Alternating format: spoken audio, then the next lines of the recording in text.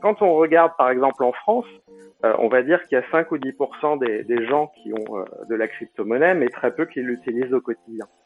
Par contre, quand on regarde dans des pays en voie de développement, si on regarde au Nigeria, si on regarde au Congo, si on regarde au Venezuela, si on regarde au Salvador, si on regarde aux Philippines, voilà, si on regarde dans un certain nombre de pays, en fait, on a des pourcentages d'usage par la population qui dépassent parfois les 30%.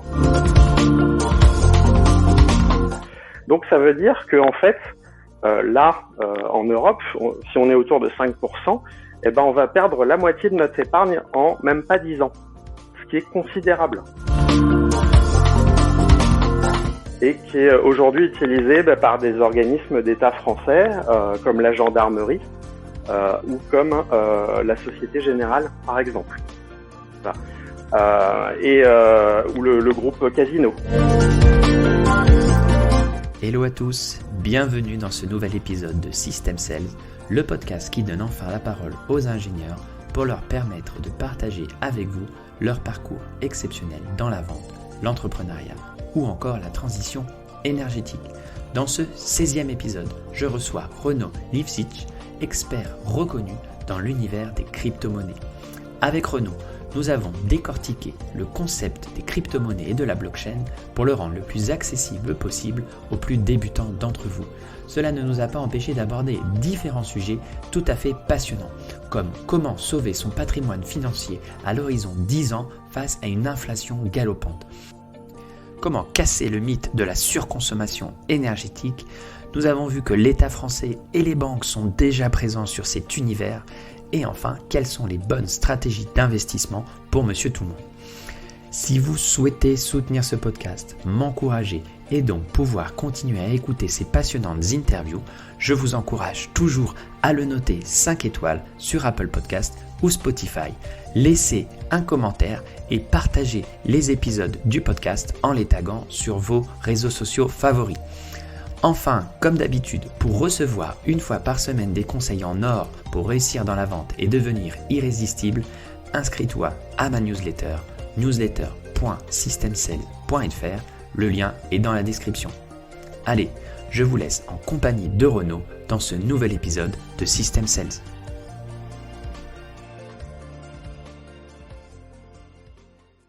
Bonjour Renaud. Bonjour. Bienvenue dans cet épisode de System Sales.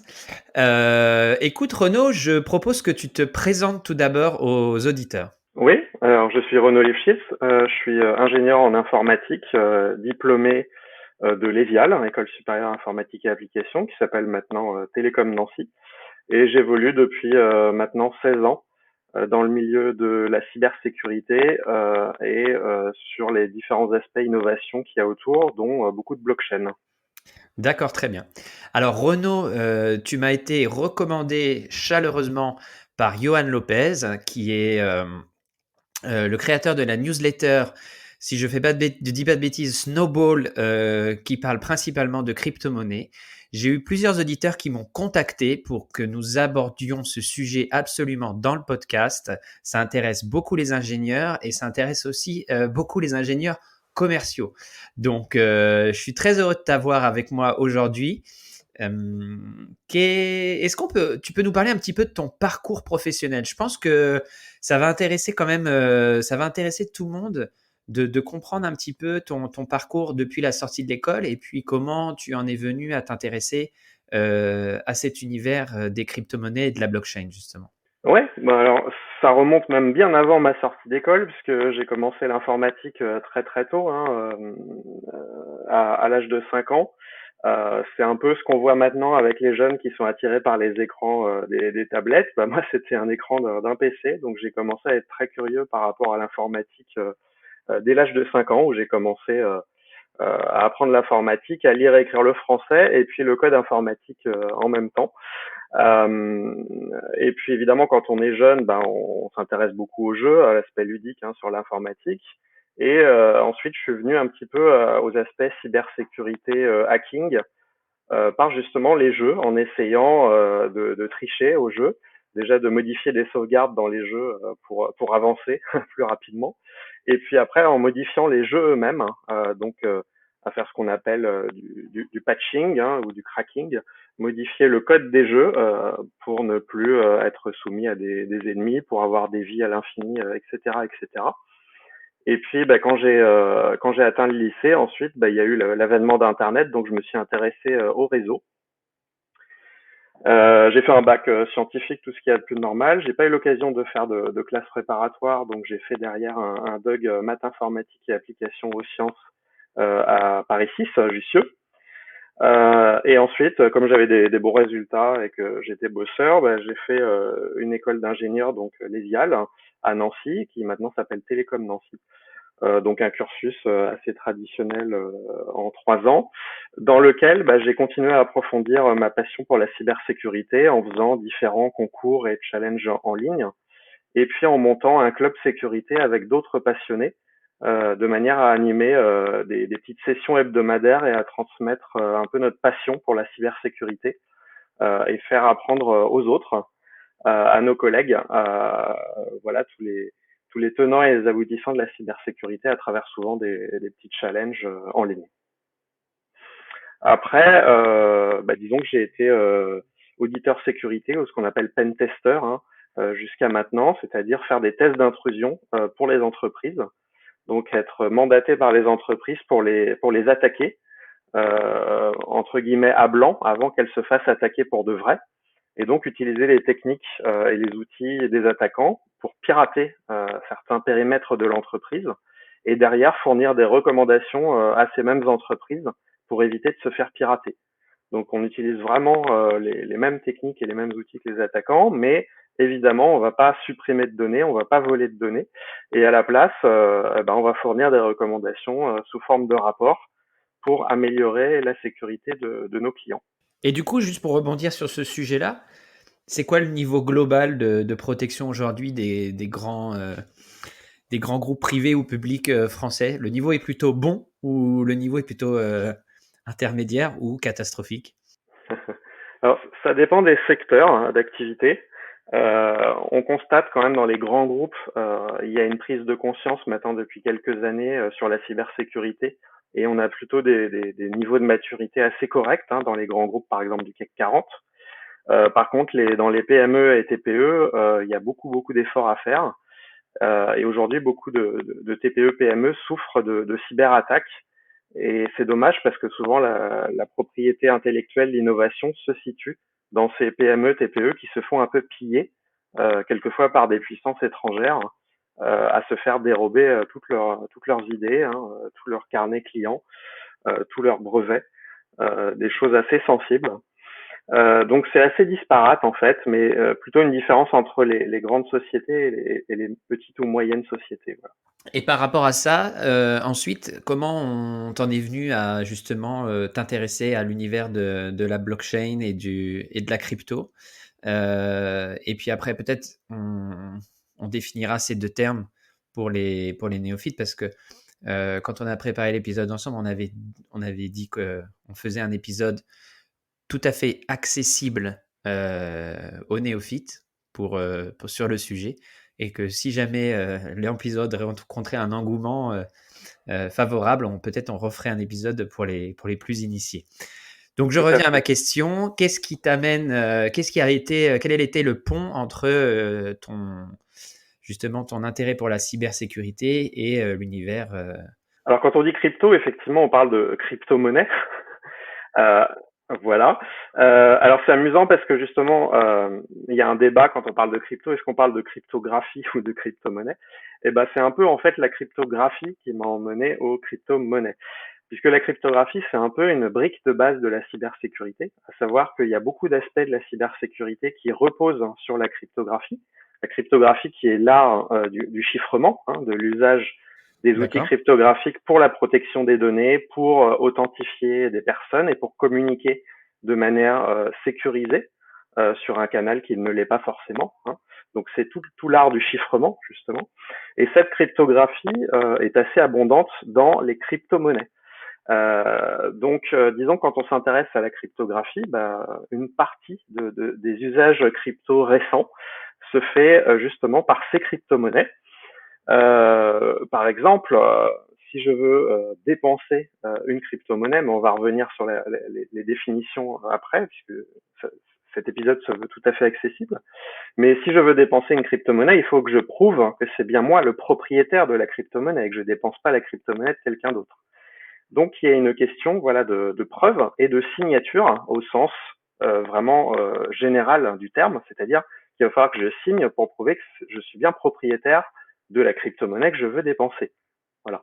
Et c'est vraiment l'idée d'utiliser ces mêmes outils de la cryptographie classique, non pas ici pour sécuriser forcément une information, mais pour sécuriser des transactions de crypto-monnaie et pour éventuellement se préserver d'une certaine confidentialité dans les échanges. Mais ça, c'est un but tout à fait secondaire. Alors, qu'est-ce qu'on appelle la blockchain parce qu'on parle beaucoup de blockchain, et même, je dirais, un terme encore plus général, qui est registre distribué.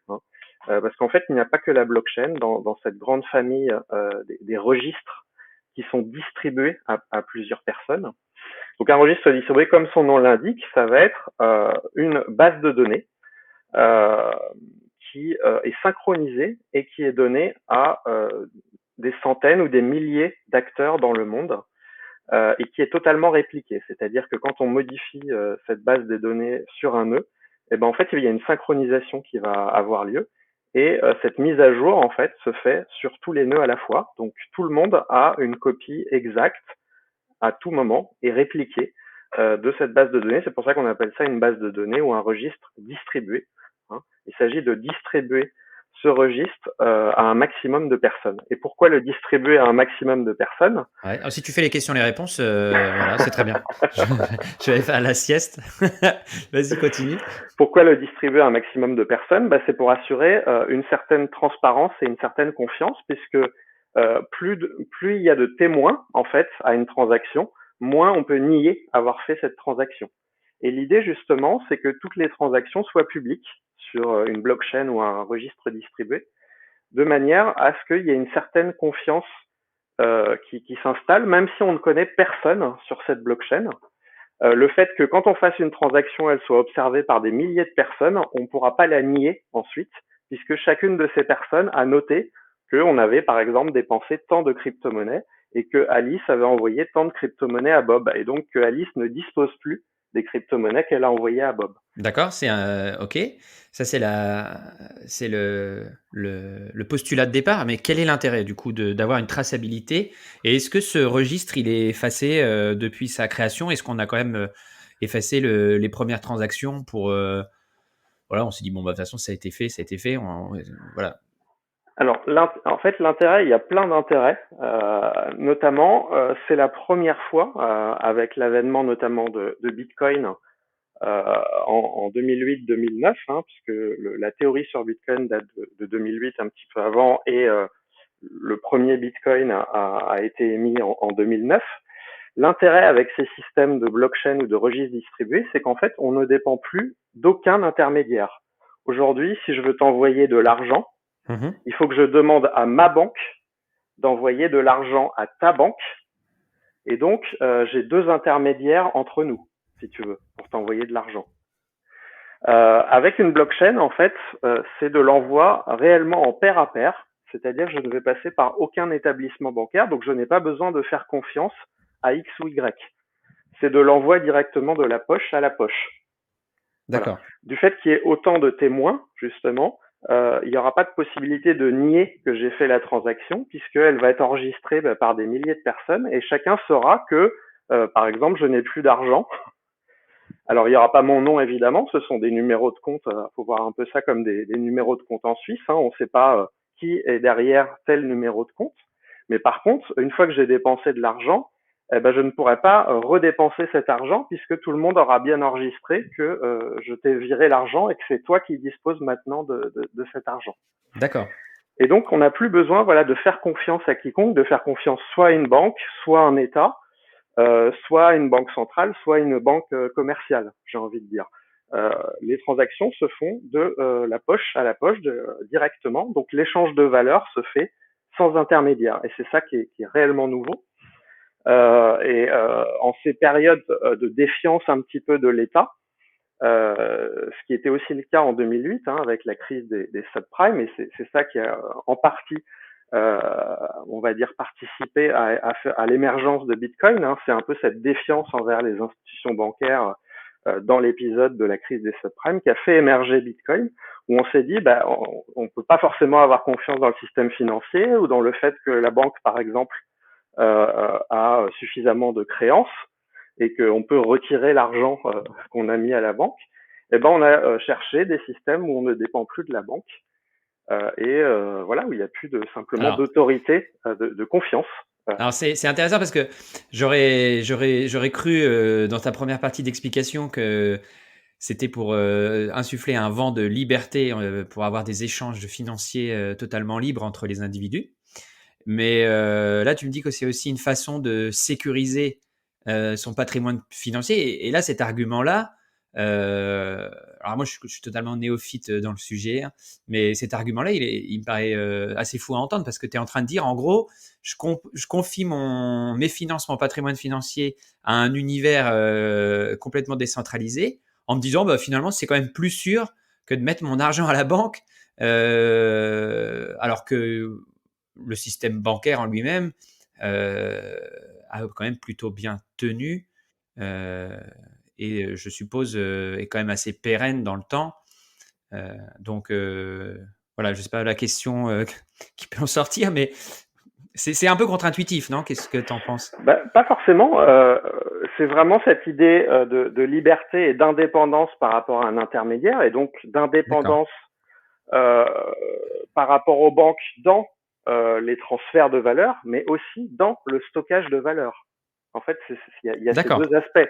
Il y a je suis indépendant si je veux donner de la valeur à quelqu'un, je ne suis pas obligé de passer par une banque. Il n'y a plus besoin de banque pour faire cet envoi de valeur. Mais on va dire dans une autre certaine mesure, alors c'est pas inconditionnel, mais dans une autre certaine mesure, je peux garder de la valeur de manière purement numérique dans une clé USB dans ma poche, sans qu'il y ait besoin de mettre des billets sous le matelas ou des lingots d'or.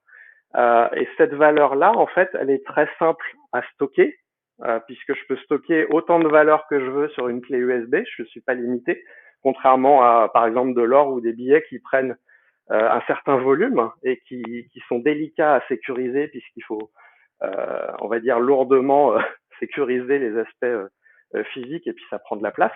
Et aussi, de l'or et des billets, c'est assez compliqué à envoyer. Si je veux envoyer de l'or et des billets à l'autre bout du monde, c'est plutôt très complexe. Or Alors, là, en passant ouais. par un réseau comme la blockchain, ça va prendre quelques secondes pour Ok. envoyer de la valeur à l'autre bout de la Terre. Alors là, tu vois, c'est pareil, il y a encore plein de choses qui me viennent à l'esprit. C'est-à-dire que, est-ce que déjà, on est en train de parler de quelque chose qui va être assez accessible à monsieur tout le monde, sachant que là, tu es en train de me dire que c'est plus sécurisé de mettre son argent sur une clé USB qu'à la banque. Donc, moi, je veux bien que tu essayes de me convaincre là-dessus. Mais ouais, je pense que ouais, il y a quand même beaucoup de gens qui perdent leur clé, leur carte bleue.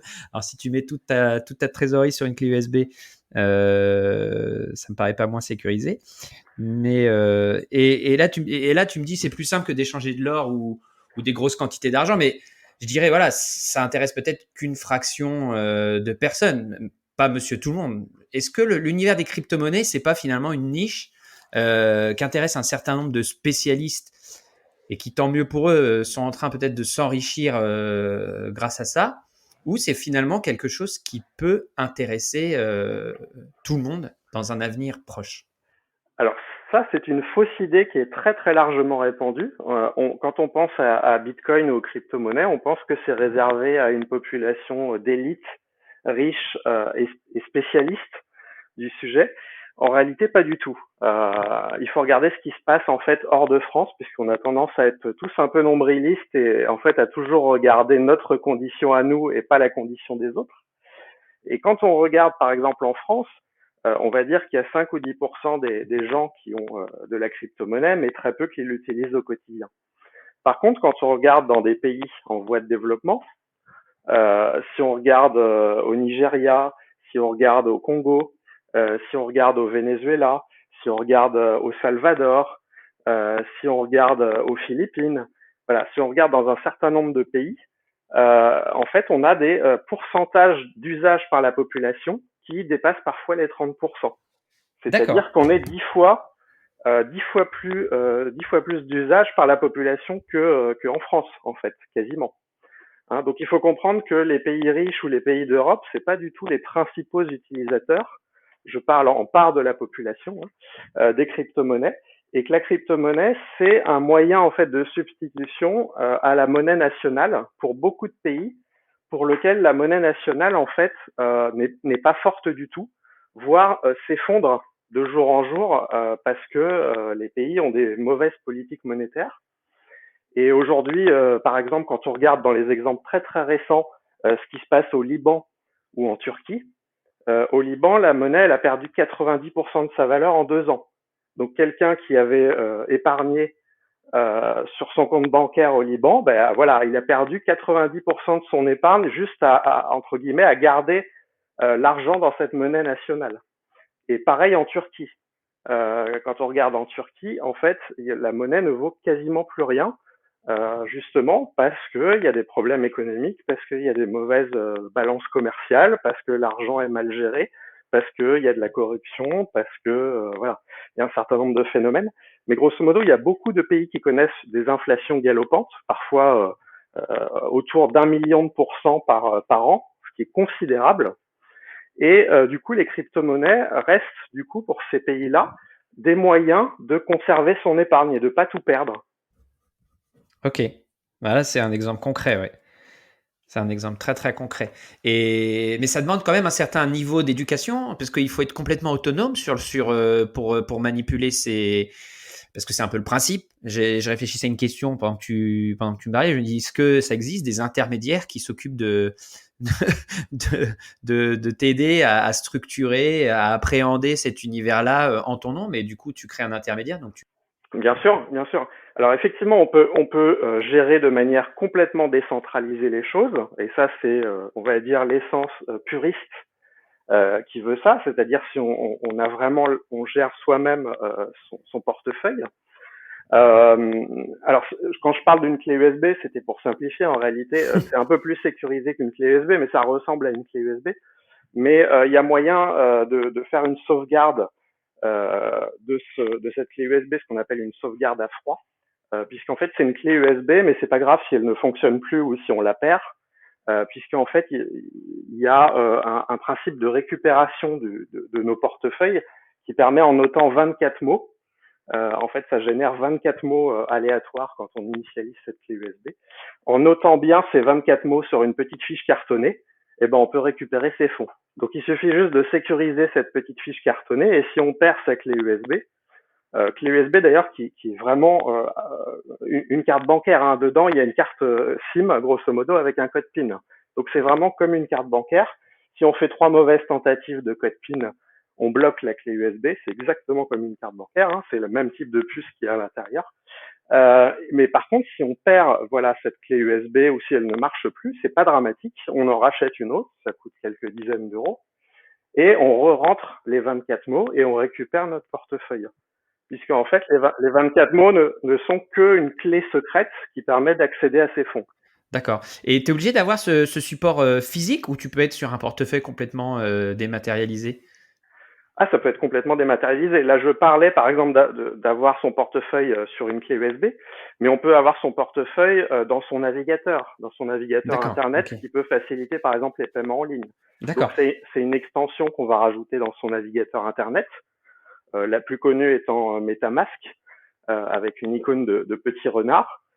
C'est une extension qu'on rajoute à son navigateur et qui permet, lors d'un paiement, il y a un pop-up qui surgit et on a directement son portefeuille dans son navigateur, donc on peut valider et faire un paiement grâce à cette petite extension, ce qui est assez pratique pour les sites e-commerce, puisqu'on peut directement payer en ligne comme ça sans donner, par exemple, son numéro de carte bancaire. C'est aussi un d'accord. intérêt, c'est qu'on ne divulgue pas de données personnelles en faisant un paiement en crypto-monnaie. On n'a pas besoin de donner son nom, son prénom, son adresse, son numéro de téléphone, son numéro de carte, etc. Donc ça évite aussi que ces informations personnelles potentiellement puissent être piratées par Ok. la suite. Et donc, au-delà de tous les avantages que tu nous as déjà donnés par rapport à une chute de la monnaie et un peu voilà de la liberté de paiement, etc., des libertés d'échange entre les personnes, quels sont les autres, à tes yeux, les autres avantages pour Monsieur Lambda qui vit en Europe avec une zone euro heureusement financièrement plutôt stable? Quels sont les autres avantages de la crypto autre que de faire de la spéculation? Je pense qu'on n'en parle pas trop aujourd'hui de ce sujet-là. Je pense que c'est pas forcément ce qui est le plus intéressant. Mais bon, peu importe. Quel est l'autre avantage pour Monsieur Lambda qui vit en France ou en Europe aujourd'hui de se tourner vers les crypto-monnaies? Alors, il y a pas mal d'avantages. Et d'ailleurs, même si on a un petit peu éludé la question, qu'on ait soi-même son portefeuille ou qu'entre guillemets on le fasse héberger par un prestataire tiers, c'est vrai que ça peut être plus simple pour les débutants. Donc, je reviens très légèrement là-dessus. Soit on peut stocker ses cryptos effectivement soi-même, mais si on n'est pas très précautionneux, on peut prendre un prestataire tiers qui fera entre guillemets office de banque, mais de banque crypto. Et pour le coup, il y en a plein. À commencer par exemple par les bourses d'échange de crypto-monnaies en ligne, hein, puisque quand on veut acheter ou vendre de la crypto à partir d'euros, il faut un comptoir où déposer des euros pour avoir des cryptos ou inversement déposer des cryptos pour avoir des euros si on souhaite en vendre.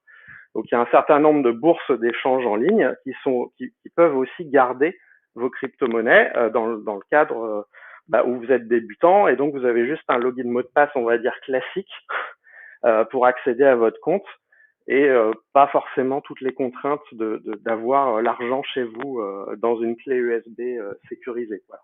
Alors c'est moins sécurisé, mais c'est un petit peu plus pratique pour les débutants d'avoir son argent sur une place d'échange ou une banque intermédiaire entre guillemets en ligne. Et quel est l'avantage d'avoir des crypto-monnaies pour des Européens ou des gens qui n'ont pas de problème, on va dire, de stabilité monétaire? Alors déjà, il faut voir qu'en fait, si on a tous des problèmes de stabilité monétaire, si on regarde aujourd'hui aux États-Unis ou en Europe, on a une inflation qui est quand même assez conséquente. En Europe, on est entre 4 et 5% d'inflation par an. Aux États-Unis, ils en sont à 7 ou 8%. Là, je parle de chiffres très récents, hein, qui datent de quelques semaines. Donc, ça veut dire qu'en fait, en Europe, si on est autour de 5%, eh ben, on va perdre la moitié de notre épargne en même pas 10 ans, ce qui est considérable. En même pas 10 ans, hein. Donc, à peu près en 8 ans, si on garde ce niveau d'inflation, à peu près en 8 ans, on va perdre la moitié de notre pouvoir d'achat. On ne perdra pas en nombre d'euros, mais notre pouvoir d'achat, ce qu'on pourra acheter avec ces euros, va fondre de la moitié dans 8 ans. Et 8 ans, c'est court.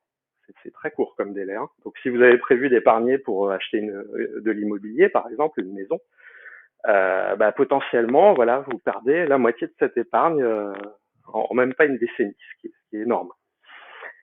Donc, les crypto-monnaies peuvent servir d'investissement alternatif.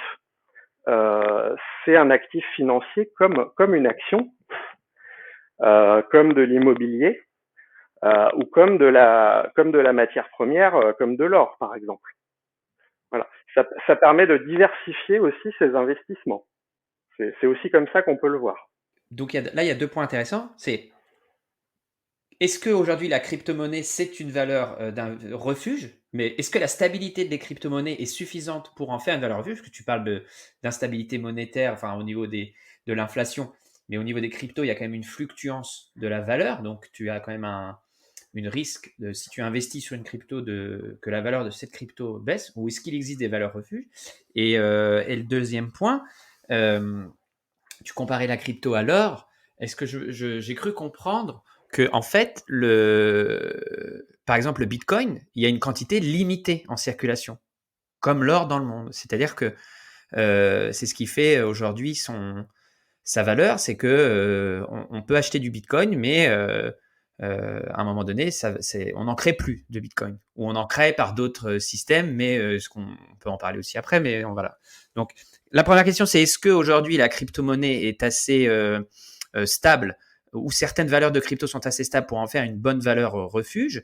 Et la deuxième question, est-ce que tu peux nous expliquer un petit peu ce système de quantité limitée dans le temps? Très bien. Alors, effectivement, sur la stabilité des cryptos, ça aura échappé à personne que les crypto-monnaies sont plus volatiles en général que les monnaies d'État.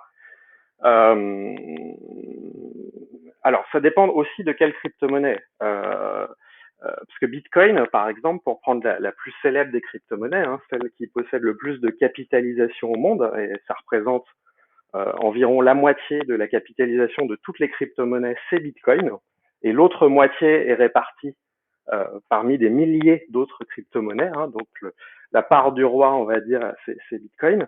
Ben, ce qu'on constate, effectivement, c'est que Bitcoin est plus volatile qu'une monnaie d'État, c'est très clair.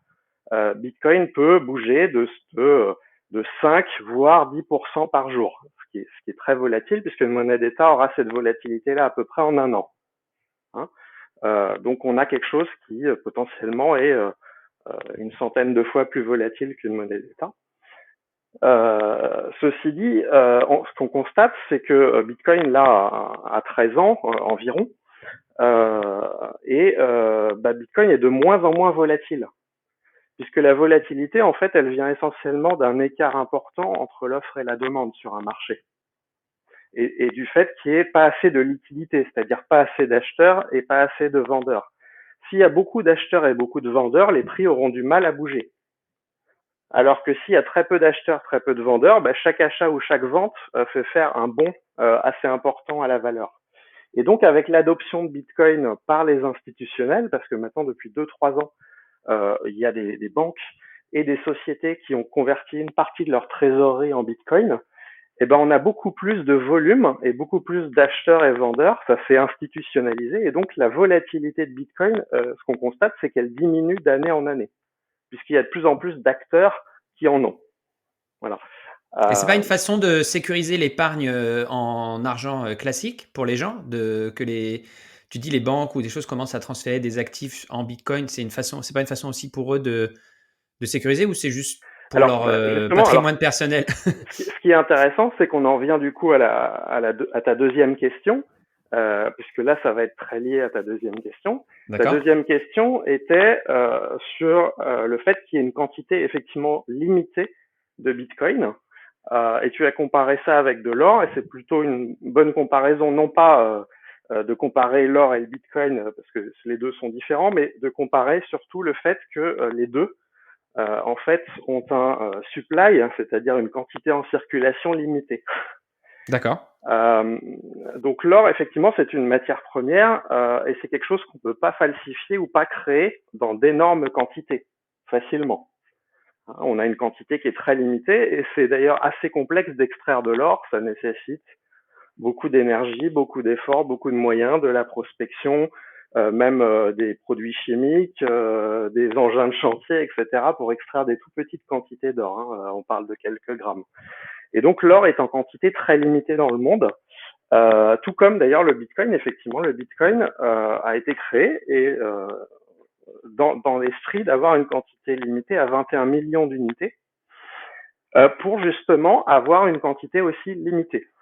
Parce que le gros problème des monnaies d'État, et c'est vrai dans 99% des monnaies d'État, c'est que ce sont des monnaies, ce qu'on appelle inflationnistes, c'est-à-dire qu'elles n'ont pas de quantité limitée. Aujourd'hui, il n'y a pas de quantité limitée d'euros qui a été fixée, il n'y a pas de quantité limitée de dollars, mais c'est vrai dans n'importe quel pays. C'est-à-dire que chaque année, on imprime de plus en plus de monnaie, en fait, dans tous les États. Et contrairement à ça, donc Bitcoin se veut être déflationniste. Donc, c'est donc une réserve qui existe en quantité limitée. D'accord. Contrairement aux monnaies d'État qui, elles, sont en quantité illimitée. Et ça, c'est un fait qui est acté dans le registre initial, justement, qui se promène depuis la création du Bitcoin et qui est répliqué. C'est-à-dire que personne peut aujourd'hui prendre l'initiative de modifier cette quantité de Bitcoin. Ça, c'est quelque chose qui est présent dès le début, hein, dans le code informatique de Bitcoin, et personne ne peut changer ça de sa propre initiative. Il faut qu'il y ait aujourd'hui un consensus très large et un accord très large pour modifier cette règle, entre guillemets, consensus qui n'aura très vraisemblablement jamais lieu, puisque c'est un peu l'essence même de Bitcoin, de fonctionner avec une quantité limitée, et c'était vraiment un vœu pieux du créateur, et beaucoup de choses reposent sur ce concept de rareté numérique, justement, pour en faire quelque chose qui est un peu similaire à de l'or et pour en faire quelque chose qui ne sera pas fondant, contrairement à une monnaie d'État dans le temps. D'accord. Si on regarde les politiques monétaires de la Banque centrale européenne et de la Fed aux États-Unis, elles ont un objectif d'inflation de 2% par an. C'est ça qu'il faut voir. Donc ça, c'est presque gravé dans le marbre. C'est comme Bitcoin qui a un objectif de 21 millions d'unités dans le temps. Ben, les banques centrales, elles ont un objectif d'inflation de 2% par an. Et donc, fatalement, les monnaies d'État vont fondre de 2% en valeur d'achat, en pouvoir d'achat, pardon, de 2% par an. Ce qui fait que, typiquement, en 20 ans, c'est-à-dire en un peu moins d'une génération, on perd la moitié de son pouvoir d'achat si on épargne. Et ça, c'est vrai en euros, c'est vrai en dollars. Et ça s'est même intensifié avec la crise du Covid et puis la crise des subprimes. Hein, parce qu'aujourd'hui, si on regarde la quantité de dollars en circulation, le dollar existe depuis plus de 200 ans, environ 250 ans, si je dis pas de bêtises. Enfin, on me pardonnera l'approximation, mais 30% des dollars en circulation ont été imprimés l'année dernière, en 2021. En une seule année, on a émis le tiers du nombre de dollars en circulation depuis 250 ans, ce qui est considérable. Tout ça pour essayer de relancer un petit peu l'économie qui était en fait au point mort pendant la crise du Covid. Donc les banques centrales ont injecté énormément d'argent dans l'économie, ce qui a fait gonfler les prix et donc ce qui a augmenté l'inflation comme on disait. Autre chiffre peut-être pour se rendre compte que nos économies sont très fondantes, en 100 ans, le dollar a perdu 93% de sa valeur en pouvoir d'achat. Voilà, en pile poil 100 ans. Est-ce qu'on peut illustrer un petit peu pour ce que tout le monde n'est pas forcément câblé finance. Qu'est-ce que tu entends par là Eh ben, il y a 100 ans, par exemple, avec, disons, 100, enfin, on va donner un exemple assez fictif, mais il y a 100 ans, avec 100 dollars, par exemple, on pouvait acheter 100 morceaux de pain. Ouais, ok. 100 petits pains. Et ben aujourd'hui, avec cette même quantité, si j'ai gardé mes 100 dollars de l'époque et que je les ai pas dépensés pour acheter 100 morceaux de pain, ben aujourd'hui, je peux acheter que 7 morceaux de pain. D'accord, ok. Voilà, au lieu de 100. Oui, parce que le pain a pris de valeur. Parce que en fait, ma monnaie a perdu en valeur puisqu'il y a eu de l'émission monétaire, donc ça a dilué la valeur de ce que j'ai. Et donc, je peux, au lieu d'acheter 100 morceaux de pain il y a un siècle, je peux en acheter que 7 à l'heure actuelle. Donc, j'ai perdu 93% de mon pouvoir d'achat. D'accord, c'est très clair. Ok. Et du coup, je lisais, en préparant un petit peu l'épisode, je lisais une autre information. Donc, on a dit le Bitcoin, une quantité limitée en circulation, mais le truc un peu fun, c'est que toute la quantité prévue n'est pas encore en circulation, c'est ça? Oui, tout à fait. Alors, en fait, on a une émission qui est plutôt rapide au début et qui est de plus en plus lente au fur et à mesure qu'on avance dans les années. Et aujourd'hui, si je dis pas de bêtises, hein, j'ai pas les chiffres sous les yeux, mais on doit être à 18 millions et demi, quelque chose comme ça, de bitcoins émis sur les 21 millions. C'est ce que j'ai lu, ouais. Donc, c'est une grande majorité des bitcoins qui sont émis, mais il en reste encore donc 2 millions et demi, hein, encore un peu plus de 10%. À émettre et qui vont prendre un peu plus de 100 ans, je crois, à être émis. Hein. Donc on a une émission assez rapide au début et de plus en plus lente vers la fin, ce qui permet aussi de pas diluer trop rapidement la valeur, contrairement aux États où eux ils ont une émission en fait linéaire puisqu'ils émettent en moyenne 2% par an de monnaie. Voilà. Le Bitcoin ralentit dans son émission. J'interromps le cours de l'épisode pour vous permettre de souffler un petit peu et pour vous prévenir que si vous avez des questions à poser à Renaud sur ce sujet des crypto-monnaies, vous pouvez m'envoyer vos questions à contact@systemcells.fr. Avec toutes les questions que nous recevons, nous enregistrons un nouvel épisode avec Renaud. Et enfin, n'oubliez pas de vous abonner à la newsletter. Allez, on reprend. Et tu peux nous expliquer un petit peu le phénomène justement d'émission du Bitcoin ou qu'on appelle le minage, c'est ça? Qu'on illustre, en fait, qu'on imagine quelqu'un avec sa pioche qui va creuser la terre du numérique, du digital, pour aller trouver les derniers bitcoins. Donc, à la sueur de son front, il peut obtenir des bitcoins gratuitement, mais Alors, finalement, ce ne sera pas gratuit parce que ça lui aura coûté ouais.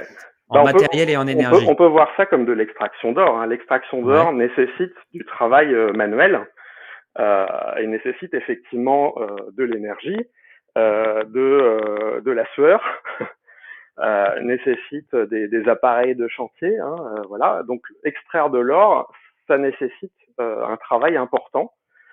Et c'est pour ça d'ailleurs que l'or a une valeur, parce que d'une part il est rare, mais parce que aussi il y a beaucoup d'efforts et beaucoup de travail et beaucoup de temps et de moyens financiers qui sont mis pour l'extraire.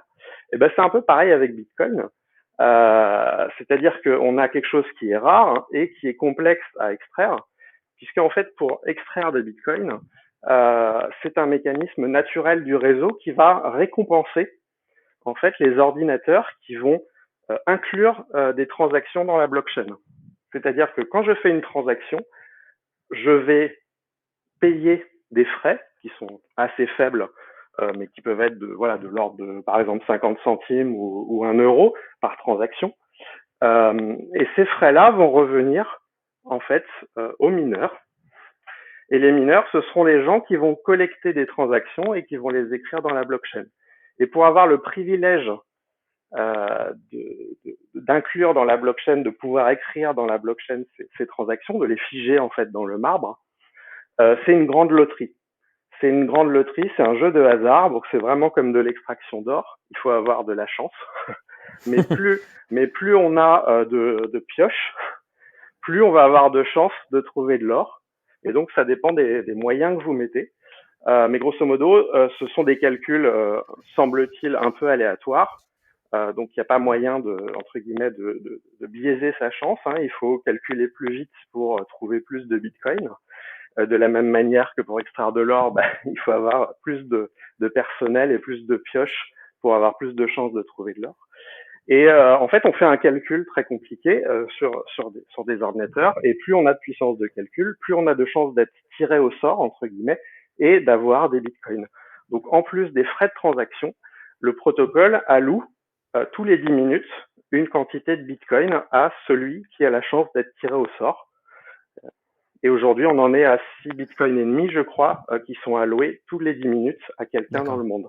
Ok, ça c'est clair. Mais est-ce que on connaît la capacité de l'être humain à, à toujours aller plus loin et plus vite, le plus rapidement possible? Est-ce que là, du coup, on n'est pas dans une course en avant de l'équipement hardware pour justement celui qui sera le plus équipé, le plus vite, qui achètera le plus de matériel, de CPU, de carte graphique ou je ne sais quoi?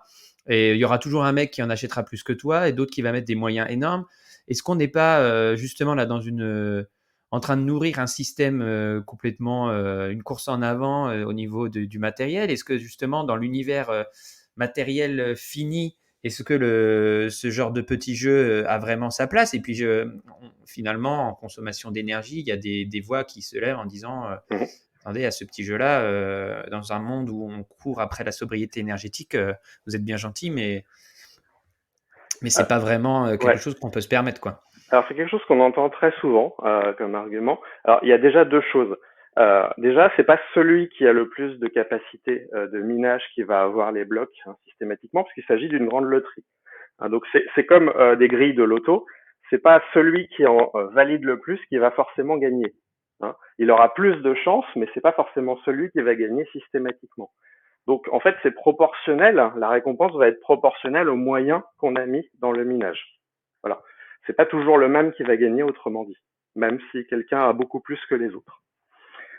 Et d'autre part, c'est un système avec un équilibre économique. C'est-à-dire que personne va mettre 10 millions de moyens par an si c'est pour gagner 1 euro. Hein. Il faut qu'il y ait un équilibre entre ce que je dépense et ce que je vais gagner. Et donc, ça n'a aucun sens de mettre des moyens délibérés en millions si c'est pour gagner quelques dizaines d'euros. Voilà, je caricature, mais en fait, le vrai enjeu, il est là. Et donc, ce qu'on constate au final, c'est que le coût d'extraction moyen d'un bitcoin, il est très proche du coût matériel et électrique pour le produire. Enfin, le prix qu'on va pouvoir le vendre est très proche du coût de production. Il y a une petite marge de 5, 10, voire 15% par moment. Mais en fait, on a très peu de marge de manœuvre, si j'ose dire.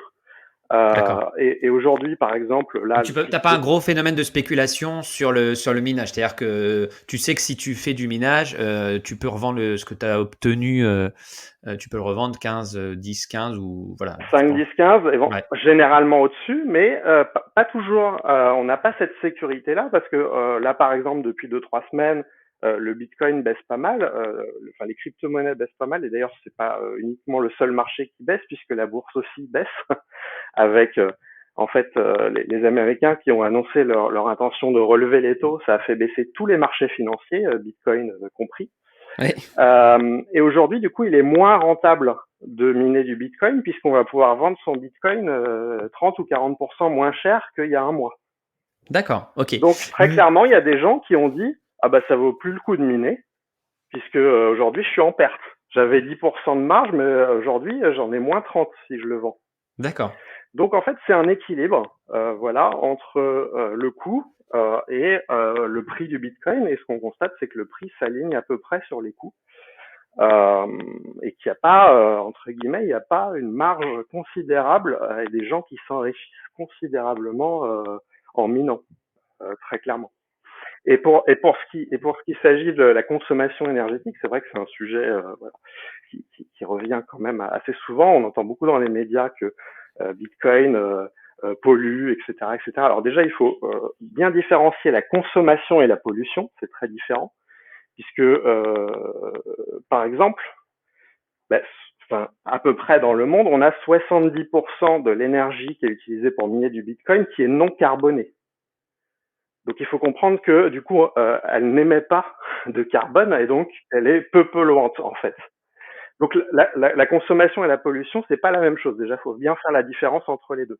Mais je te répondrai que l'énergie que tu utilises à faire ça, tu l'utilises pas ailleurs et on est quand même à la chasse au kilowatt disponible. Alors, exactement, voilà. Exactement. Sauf qu'il y a un point qui est sans doute très peu connu pour nos auditeurs et d'ailleurs pour beaucoup de politiques aussi, par ailleurs. C'est comme vous savez tous, l'énergie, ça se stocke très mal. On peut pas stocker de l'énergie qu'on a en surplus et la distribuer plus tard, sauf des toutes petites quantités d'énergie. Mais grosso modo, toute énergie produite, si elle n'est pas consommée, elle est perdue. Oui, c'est vrai. Et ça, c'est notamment très vrai pour toutes les énergies renouvelables, c'est-à-dire l'éolien, l'hydroélectrique, le solaire. Voilà, on en produit quand on a l'opportunité d'en produire, parce que c'est les forces de la nature qui choisissent quand est-ce qu'on a de l'eau de pluie, quand est-ce qu'on a du soleil, quand est-ce qu'on a du solaire. Mais c'est pas du tout calé sur une activité humaine, ces productions d'énergie. D'accord. Et donc, en fait, on a des grandes périodes où on a des surplus d'énergie qu'on ne peut pas stocker.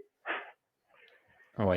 Et c'est là qu'il est intéressant, justement, de rentabiliser cette énergie en utilisant le surplus d'énergie, celui qui n'est pas consommé normalement, pour faire du minage. D'accord. Et cette idée-là a permis notamment de financer des centrales électriques dans des pays très pauvres, dans lesquels ça n'aurait pas été rentable d'installer une centrale électrique pour alimenter un village de 1000 personnes, disons, parce que justement, il n'y a pas assez de marge et il y a un trop gros amortissement à avoir, et c'est pas intéressant de construire une centrale électrique pour un village de 1000 personnes, surtout que la consommation, elle va être, par exemple, en été très faible.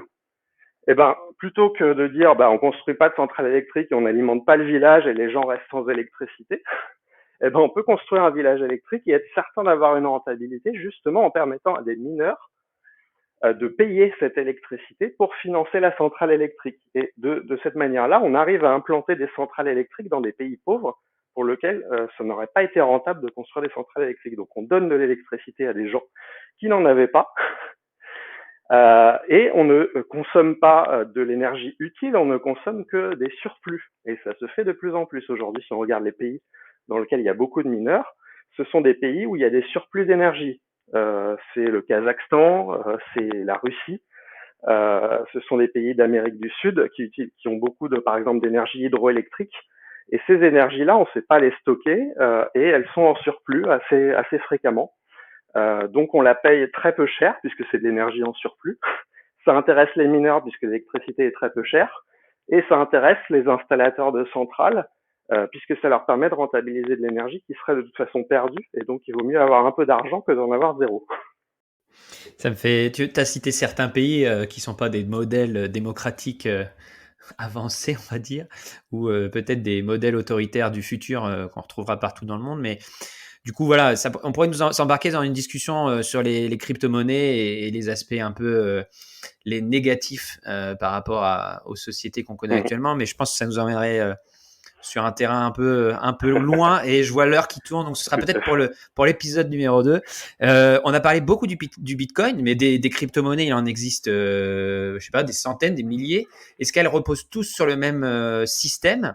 Est-ce qu'aujourd'hui, il y a d'autres valeurs, on va dire, stables, comme le Bitcoin, sur lequel voilà, on peut investir sans danger, enfin sans danger. Attention, je fais disclaimer, l'échange ici n'a aucune valeur de conseil, etc. Mais voilà, quand je dis sans danger, avec une faible volatilité. Est-ce que, voilà, première question, combien il existe d'autres cryptos? Est-ce qu'elles reposent tous sur le même fonctionnement de quantité limitée, de minage, etc.? Alors, il existe beaucoup de cryptos, comme je disais, Bitcoin c'est à peu près la moitié, si on fait les choses très rondes, de toute la valeur de toutes les autres crypto-monnaies. Donc, il y a une autre moitié en termes de volume financier qui est ventilée sur, je dirais, environ 200 000 crypto-monnaies. Alors, en réalité, quand on parle de 200 000 crypto-monnaies, il y a les monnaies qui ont leur propre blockchain, et il y a ce qu'on appelle des jetons. C'est-à-dire des choses un peu parfois fictives qui sont émises sur des blockchains, mais qui sont pas la monnaie principale d'une blockchain, qui sont juste des jetons que des gens ont rajoutés sur cette blockchain et utilisent cette blockchain comme moyen de transport, et ensuite échangent autre chose que la monnaie principale de la blockchain. Oula, Donc, okay. Crypto-monnaie et jetons, bon, c'est des notions un petit peu différentes, mais grosso modo, il faut savoir qu'il y en a environ 200 000 en plus de Bitcoin. Évidemment, il y en a une très très grande majorité, ce sont des choses qui ont aucun intérêt, qui ont été créées juste pour rigoler. C'est pour ça que par exemple qu'on parle de Dogecoin. Dogecoin, dont Elon Musk parle très souvent, hein, le président de Tesla, le PDG de Tesla, parle très souvent de Dogecoin. Mais c'est une crypto-monnaie qui a été créée pour rigoler avec un avatar de chien. Voilà. Et c'est une crypto-monnaie qui s'est créée vraiment pour le fun et qui n'a aucune valeur intrinsèque et qui permet pas de faire grand-chose. Et elle, qui va par exemple beaucoup plus fluctuer que le Bitcoin, elle va être très très très volatile parce que justement, il y a beaucoup moins d'acheteurs et vendeurs. C'est toujours le même principe. D'accord. Donc ces toutes petites crypto-monnaies, elles sont très risquées puisqu'elles sont très très volatiles. Il y a des gens qui ont gagné des millions avec ces crypto-monnaies, mais s'il y a des gens qui gagnent des millions, ça veut dire aussi qu'il y a des gens qui en perdent des millions. Hein, rien ne se perd, rien ne se crée, comme on dit. Donc, il vaut mieux rester sur des grosses crypto-monnaies, on va dire du top 10 ou top 20, parce que il y en a beaucoup qui sont vraiment des arnaques ou qui sont basées sur rien, très clairement. Donc ça, c'est quand même quelque chose d'important à dire aux auditeurs. De pas aller sur des choses trop exotiques. Déjà, on a un risque de volatilité un petit peu important déjà avec les grosses cryptos. Alors, ne parlons pas des petites cryptos qui peuvent faire des fois 1000 ou fois 10 000 ou inversement être divisées par 1000 ou divisées par 10 000 dans la journée. Donc, quand on a mis de l'argent dedans, bah, c'est pas facile. Ouais.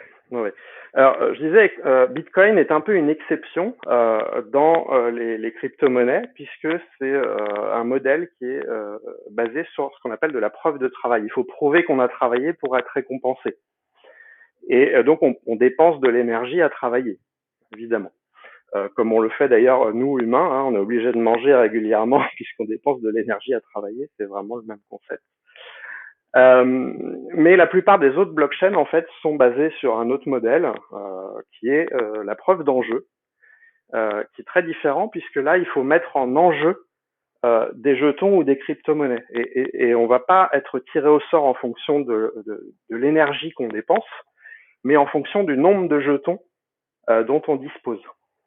Et donc, vous avez plus de chances d'être tiré au sort pour valider des transactions si vous avez une grande quantité de crypto-monnaies. Et si vous mentez ou si vous avez un comportement malhonnête en validant des transactions qui sont illégitimes, eh ben vous allez être puni par la blockchain qui va vous confisquer ce que vous avez mis en enjeu. Donc plus vous avez de jetons, plus vous avez à perdre d'être malhonnête dans le système, autrement dit, puisqu'on vous confisque ces jetons si vous êtes malhonnête.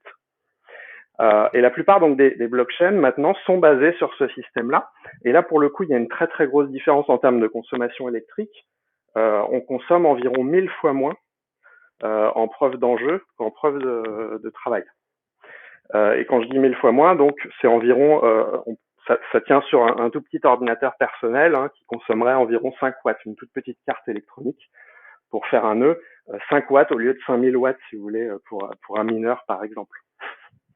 Donc c'est moins qu'une ampoule électrique autrement dit. Donc on peut pas parler là de désastre écologique très clairement puisqu'on est 4 fois moins qu'une ampoule électrique pour faire tourner un nœud.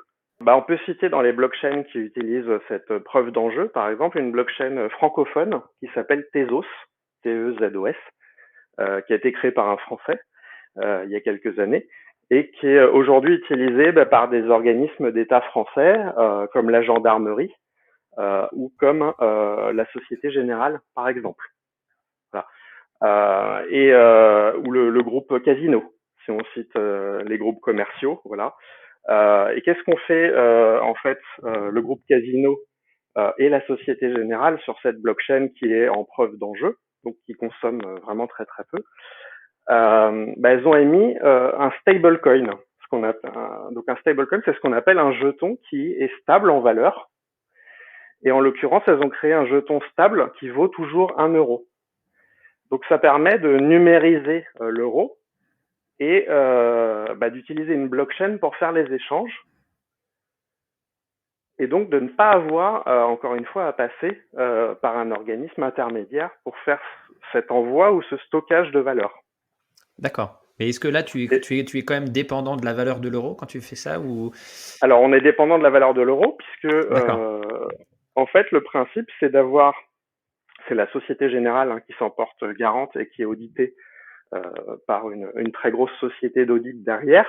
Mais l'idée, c'est qu'elle a, à chaque fois qu'elle met 1 euro en réserve, elle peut émettre un lug, et c'est comme ça que s'appelle le jeton, un lug, en circulation sur la blockchain Tezos. Et inversement, quand quelqu'un veut récupérer ses euros, il envoie un lug à la Société Générale et il récupère 1 euro qui était en caisse. Et à tout moment, il y a l'équivalent en caisse en euros du nombre de lugs qui sont en circulation sur la blockchain Tezos. D'accord. Mais par contre, les échanges et le stockage peuvent se faire sans banque.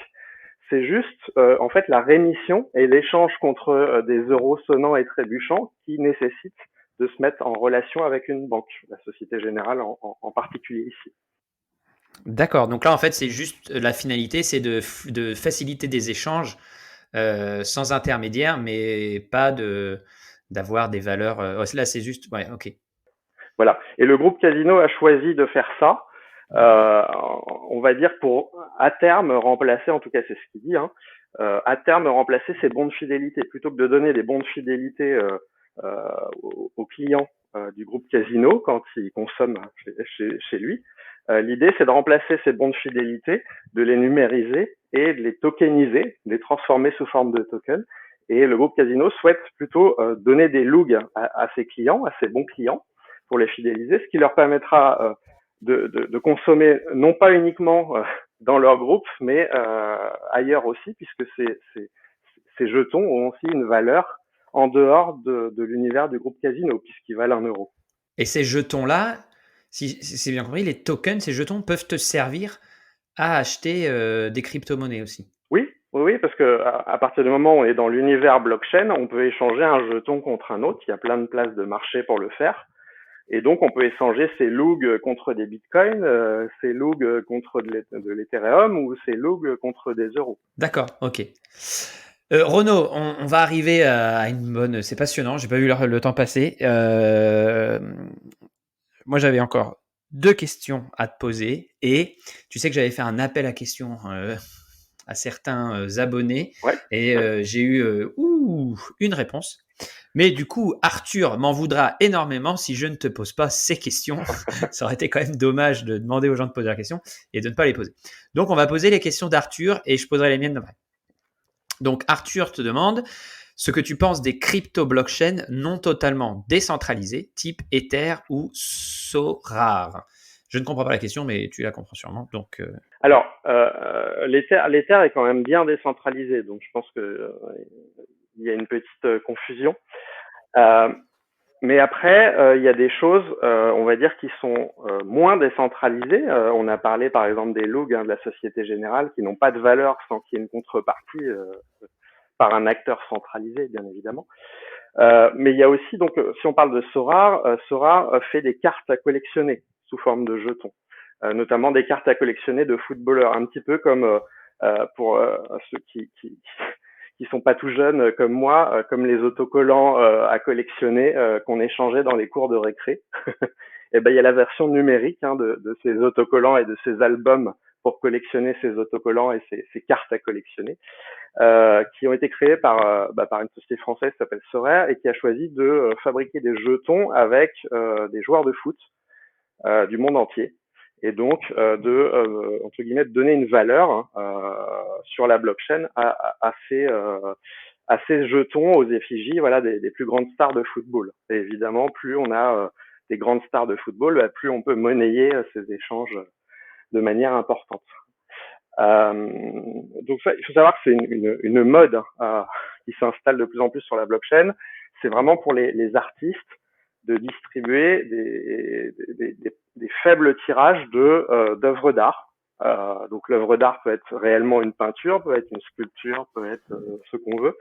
Là, en l'occurrence, l'œuvre d'art, c'est juste des photographies de joueurs de football et qui sont effectivement émis par une entité. Mais ceci dit, l'œuvre d'art continue d'exister, même si l'entité n'existe plus.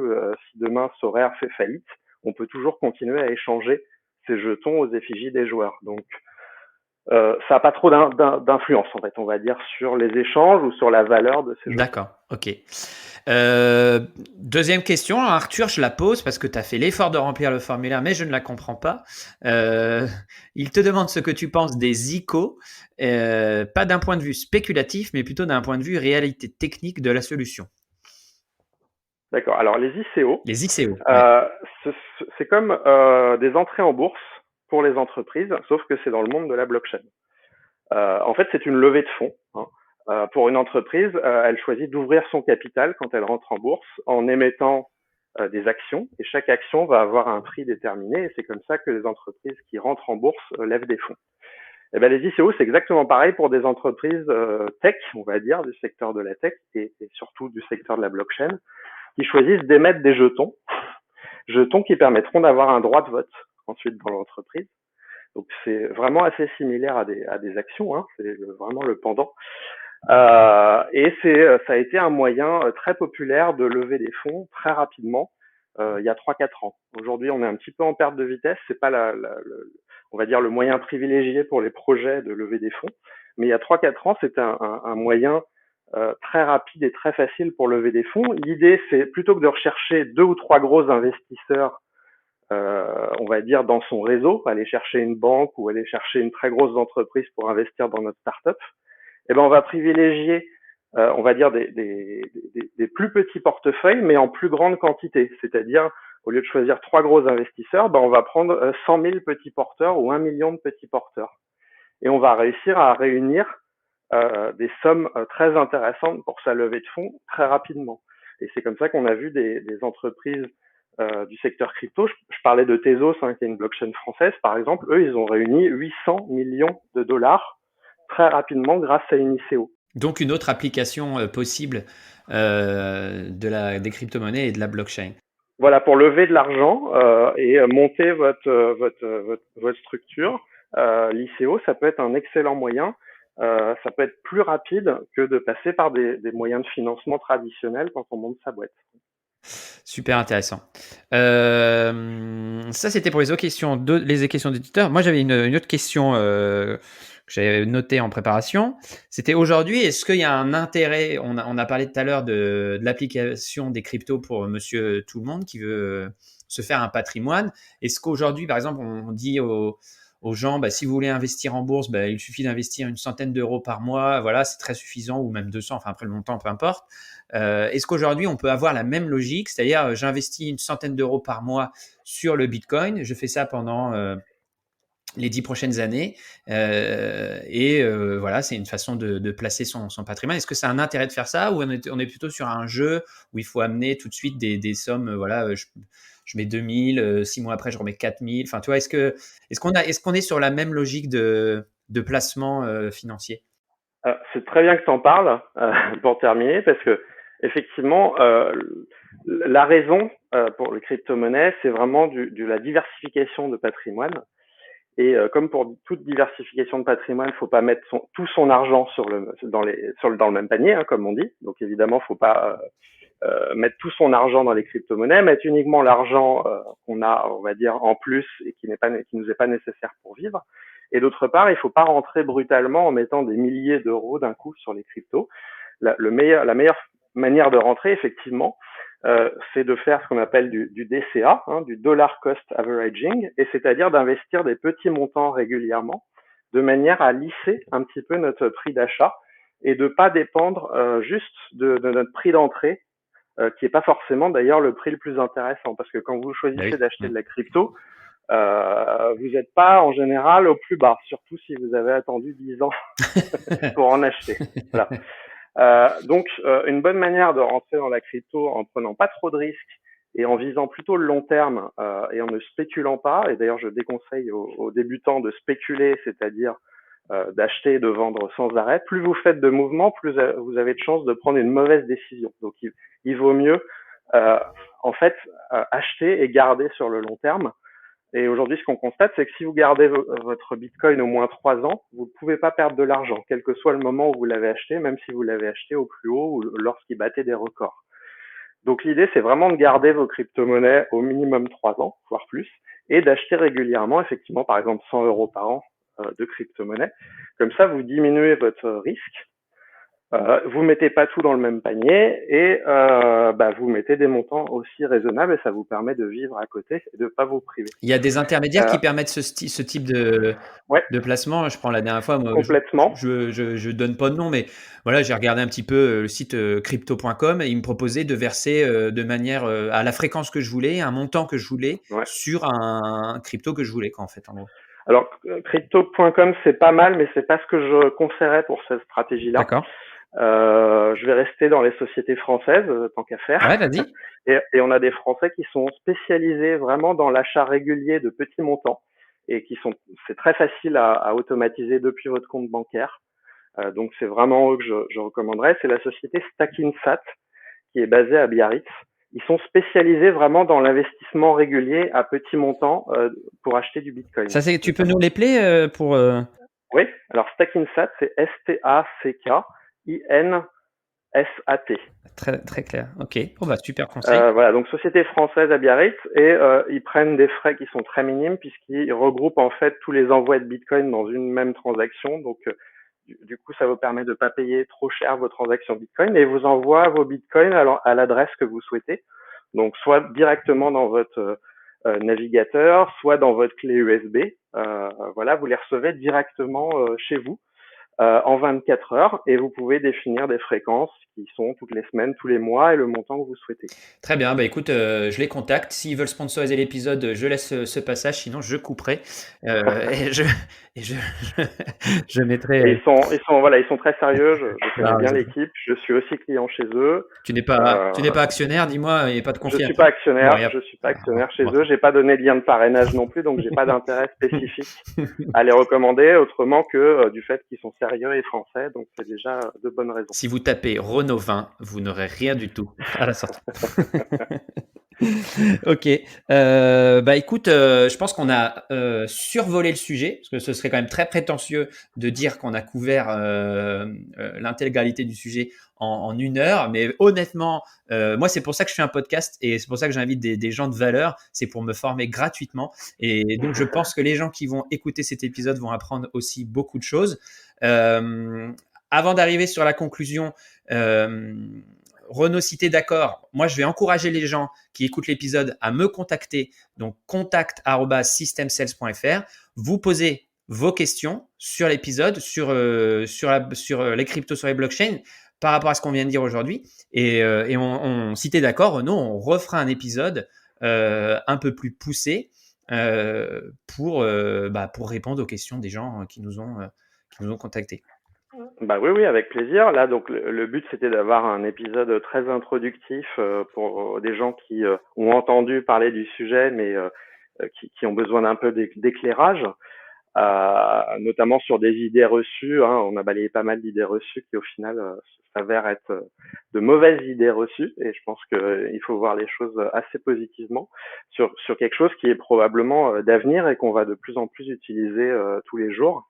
On commence à voir, comme on a dit, hein, une vague arrivée d'une trentaine ou quarantaine de pays hein, pour lequel il y a une vraie adoption au quotidien. Moi, c'est un peu mon sentiment, c'est-à-dire que sans dire on est en retard, parce que ça sert à rien de dire ça, mais j'ai l'impression que là, c'est le moment, et de toute façon, c'est une réalité qui va toucher tout le monde dans les 5-10 prochaines années, quoi.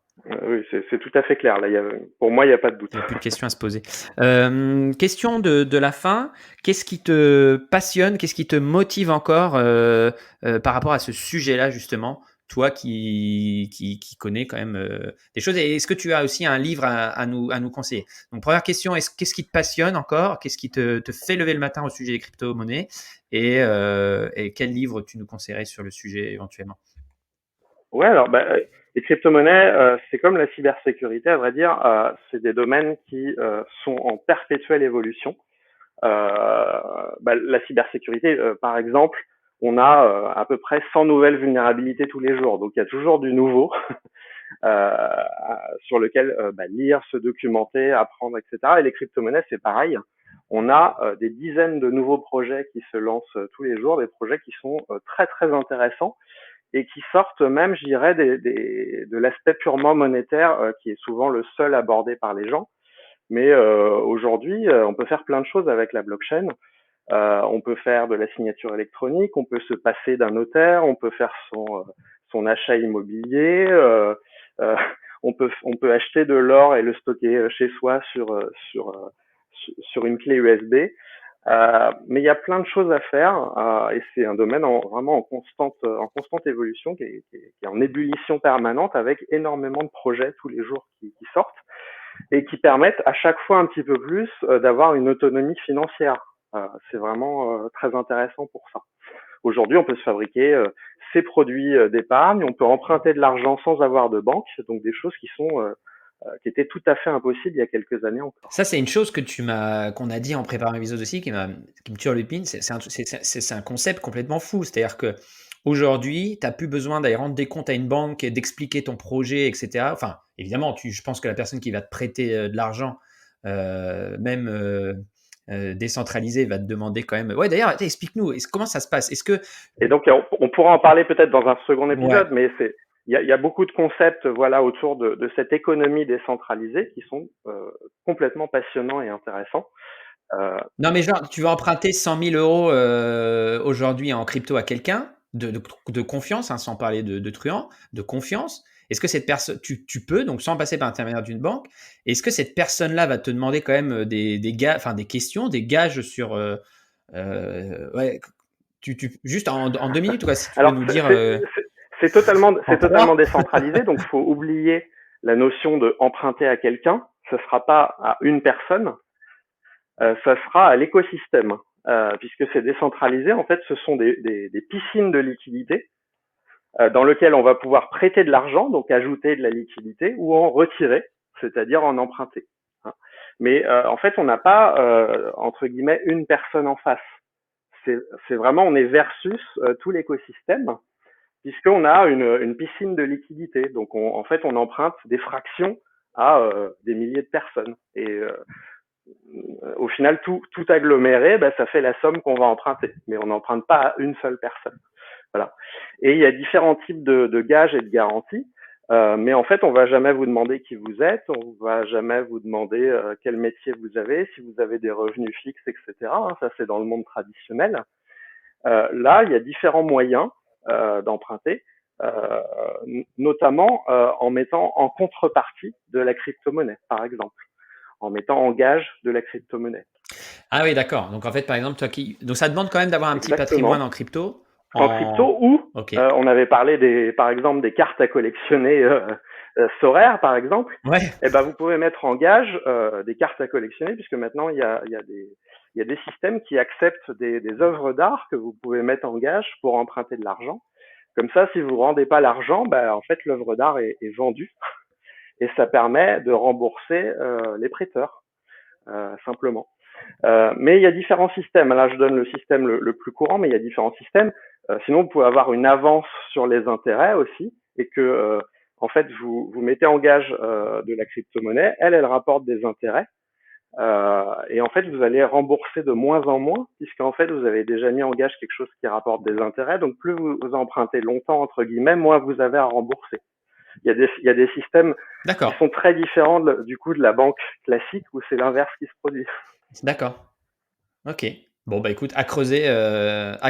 Et donc, la question n'est pas innocente, parce que je sais que tu as participé à l'élaboration d'un livre, donc c'est le moment d'en parler. Après, tu peux en conseiller un autre et pas celui-là. Mais...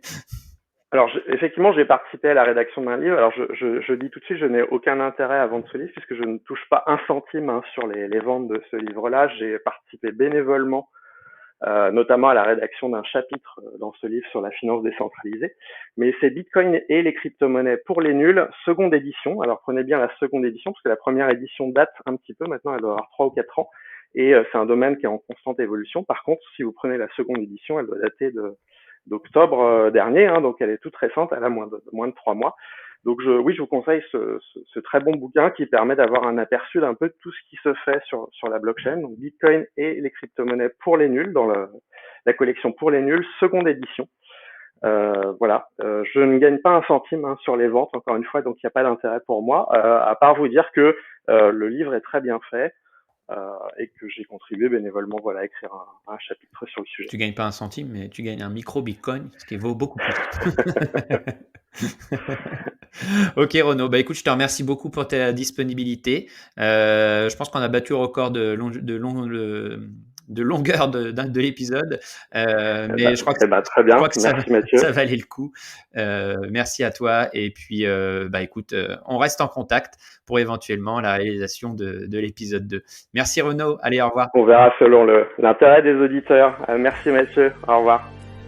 Voilà, j'espère que cet épisode vous a plu. Comme je vous le disais, n'oubliez pas d'envoyer des questions à Renaud et à moi-même à contact@systemsales.fr.